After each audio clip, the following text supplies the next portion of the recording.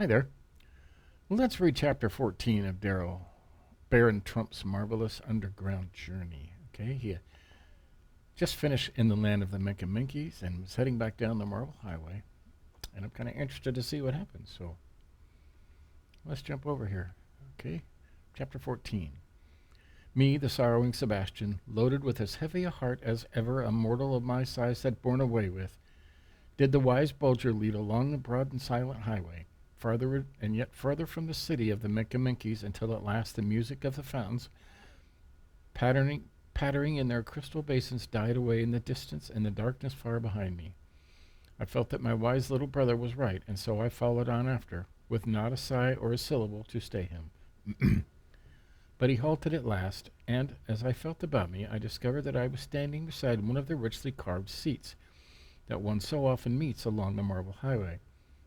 I was quite as foot-weary as I was heart-heavy, and reaching out I touched the spring which I knew would transform the seat into a bed, and clambering upon it with my wise Bulger nestled beside me, I soon fell asleep, into a deep and refreshing sleep. When I awoke, and sitting up, looked back toward Queen Crystallina's capital, I could see the river of light pouring down its flood of white rays far away in the distance. But only a faint reflection came out to where we had passed the night. And then I knew that my faithful companion had led me to the very uttermost limit of the Minky domain before he had halted. Yes, sure enough, for as I raised M3 eyes, I don't know what that means, were towering above the bed, stood the slender crystal column which marked the end of Goggleland, and upon its face I read the extract from a royal decree forbidding a Minky to overstep this limit under pain of incurring the Queen's most serious displeasure. Before me was darkness and uncertainty. Behind me lay the fair kingdom of the transparent folk, yet in sight, lighted up like a long line of happy homes in which the fires were blazing bright and warm on the hearthstones. Did I turn back? Did I hesitate? No. I could see a pair of speaking eyes fixed upon me, and I could hear a low whine of impatience coaxing me along. Stooping down, I fastened a bit of silken cord taken from the bed to Bulger's collar and bade him lead the way. It was a long while before the light of Queen Crystallina's city faded away entirely, and even when it ceased to be of any service in making known to me the grandeur and beauty of the vast underground passage, I could still see it glitter like a silver star, away, away behind me. But it disappeared at last, and then I felt that I had parted forever with the dear little princess with the speck in her heart. Bulger didn't seem to have the slightest difficulty in keeping in the center of the marble highway, and never allowed the leading string to slack up for a moment. However, it was by no means a tramp through utter darkness, for the lizards, which I have already spoken, aroused by the sound of my footfalls, snapped their tails and lighted up their tiny flash torches in eager attempts to discover whence the noise proceeded, and what sort of a being it was that had invaded their silent domains.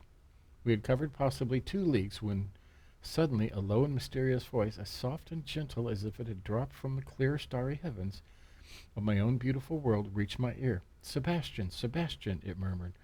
Before I could stop to think, I uttered a cry of wonder, and the noise of my voice seemed to awaken 10,000 of the tiny living flashlights inhabiting the cracks and crevices of the vast arched corridor, flooding it for a moment or so with a soft, roseate radiance.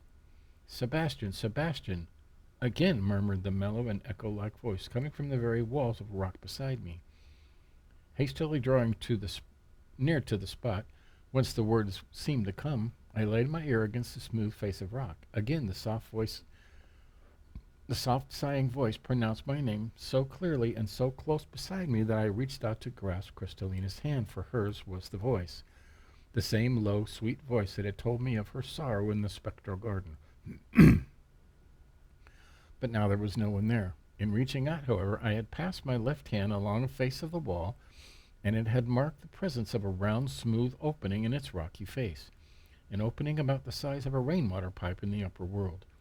Instantly it flashed upon my mind that through some whim of nature this opening extended for leagues back towards the city of the Minkies, through the miles of solid rock, and opened in the very throne room of the Princess Crystallina.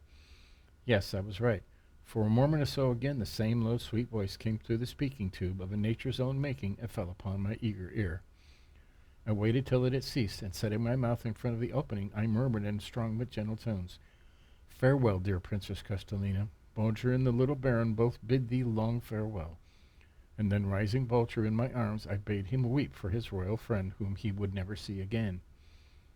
He gave a long, low, piteous cry, half whine, half howl, and then I listened for Crystallina's voice. It was not long in coming.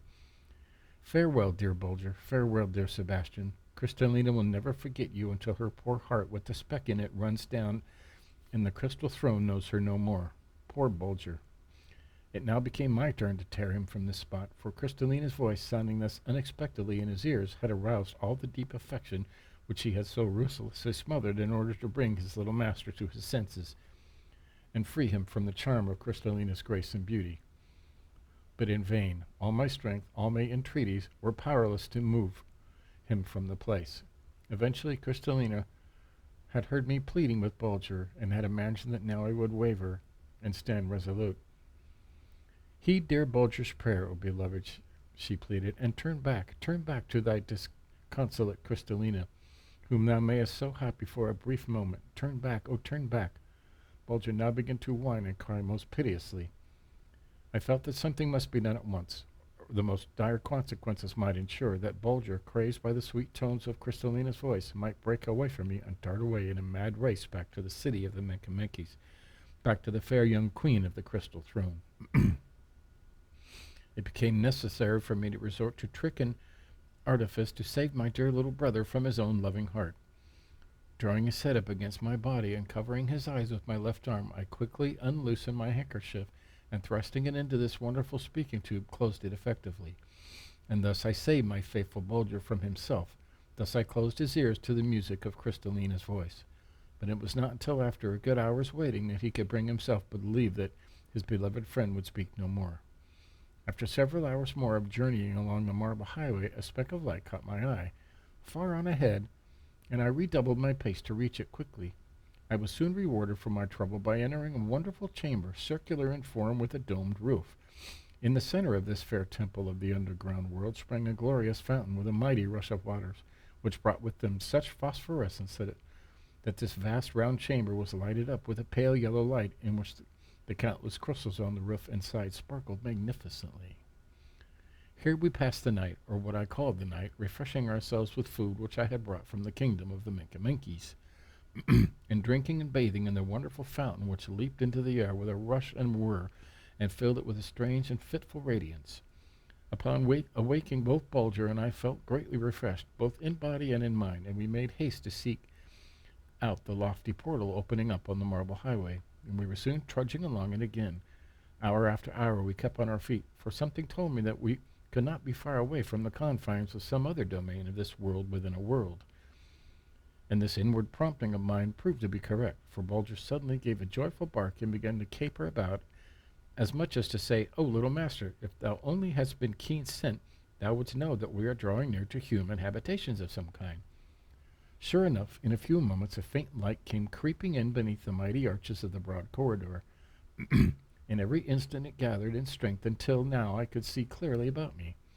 Then all of a sudden I caught sight of the source of this shy and unsteady light. There in front of me towered two gigantic candelabra of carved and chased and polished silver, both crowned with 100 lights, each one on each side of the marble highway. Not the dull, soft flames of oil or wax, but the white tongues of fire produced by ignited gas escaping from the chemist's retort. It was marvelous, it was magnificent, and I stood looking up at these great clusters of tongues of flame, spellbound by the glorious illumination thus set in silent majesty at this gateway to some city of the underworld. Bulger's warning growl brought me to myself, but I must end this chapter here, dear friends, and halt to collect my thoughts before I proceed to tell you what I saw after passing this glorious gateway, illuminated by these two gigantic candelabra of solid silver.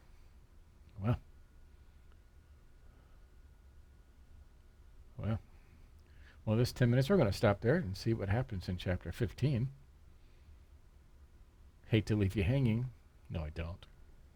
Come back, and we'll find out what happens next time on Baron Trump's Marvelous Underground Journey. See you then.